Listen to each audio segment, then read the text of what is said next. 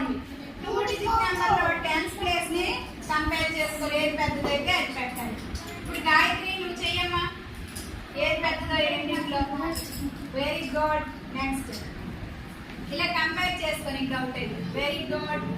Next 3 digit numbers అయితే చూసుకోవాలి. Very good. Next very good Gayatri. Next ఇవి కూడా చేసి అమ్మా. Very good, very good, very good, very good. అన్ని కూడా గాయత్రి బాగా చేసింది. చూడండి 2 డిజిట్స్ అయినప్పుడు గాయత్రి ఏం చేశాను, ఇది ఇది పోల్చావు. ఓకే, ఈ గుర్తుని ఏమంటారు గాయత్రి?